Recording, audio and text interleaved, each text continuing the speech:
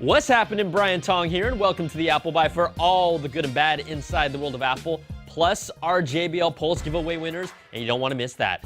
So let's get to the show, and Apple's biggest rival, Samsung, just revealed the Galaxy S5, but let's be honest, it kind of feels like a Galaxy S4S. Now the screen gets a slight bump in size at 5.1 inches. It brings a fingerprint scanner this time around, and a heart rate scanner placed on the backside under its improved camera. Its body retains an almost identical plastic design, but this time the back looks more like a Band-Aid than it does a phone.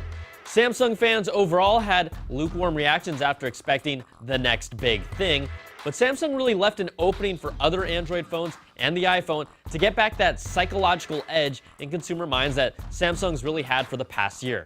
Now, their Gear 2 watch was nothing to write home about, and their Gear Fit, their coolest piece of hardware, really should have been the new Gear smartwatch instead of a fitness band and a user interface that can only be used horizontally, which is pretty uncomfortable for anyone with a neck.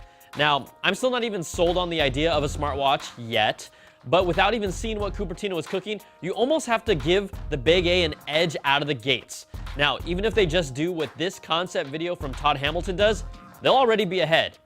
Also, this week, the big bad Apple news was a security vulnerability known as Go-To-Fail, which allowed an attacker on the same network to capture or modify data transferred from Safari, Mail, iCloud, and other Apple apps that were supposed to be securely encrypted. Pretty much everything you do on an Apple device. Now, Apple released patches for iOS 6 and iOS 7 first, but then still left desktop and laptop users vulnerable until the most recent 10.9.2 update. Now everything has been patched up to our knowledge, but this affects iPhones, iPads, and Macs, so if you haven't already, you need to run these updates on all your devices. Also, in some iOS 7 news, Apple is pushing for wider iBeacon adoption. It's their location sensing technology that delivers information when a user is within 100 feet of an iBeacon. Now it can provide anything from indoor navigation of a store to product information or relevant promotions or discounts. Apple recently released specification requirements under the Made for iPhone program for third-party companies looking to incorporate the technology. Apple has rolled out its tech at its US retail stores, and Macy's flagship store in New York is running a pilot test as well. Now, Major League Baseball has installed iBeacons in Dodger Stadium, and Petco Park to deliver ballpark information and points of interest, and plans to roll it out in over 20 ballparks before the 2014 opener in March. Now, a lot of you have been asking me about when we'll see a legit standalone controller for iOS devices. It's coming soon with the recent Mad Catz announcement for their iOS 7 controller called Control I that will release in April for around $80, bringing what they call a premium experience to iOS. Now, it's a Bluetooth controller, so you can either mount an iPhone or iPod Touch to it or use it separately with an iPad. It uses 2 AAA batteries and will provide about 50 hours of gameplay. All right, guys, so the quick bites. The Hollywood Reporter says the Social Network director, David Fincher, is in talks with Sony to direct the Aaron Sorkin scripted Steve Jobs biopic. Now, Sorkin completed the script last month, and it's supposed to take place across 3 30-minute scenes at 3 different Steve Jobs keynotes based on the Walter Isaacson biography. Now, you know Fincher and Sorkin would be the perfect team to make this happen. I mean, did you see The Social Network? They made a movie about Facebook. It won 3 Academy Awards. It was nominated for Best Picture and Best Director in 2010 as well. Now, think about it. It was about Facebook. So, make it happen, Sony.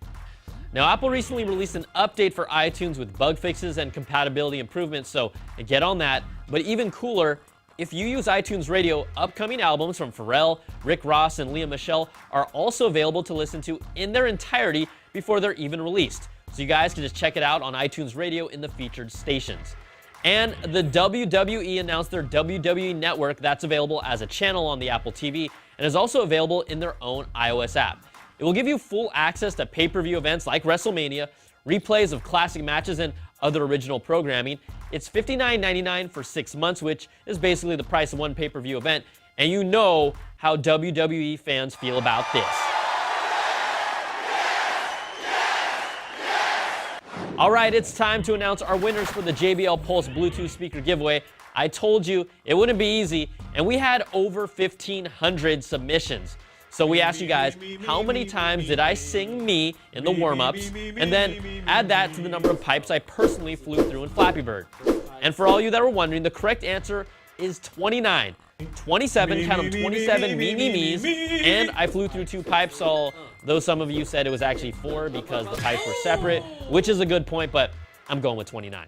So congrats go to our Twitter winners, Lenita and Stanley Wong, but I'm sorry, Brian Cadena, who actually did the correct math, but wrote the wrong number.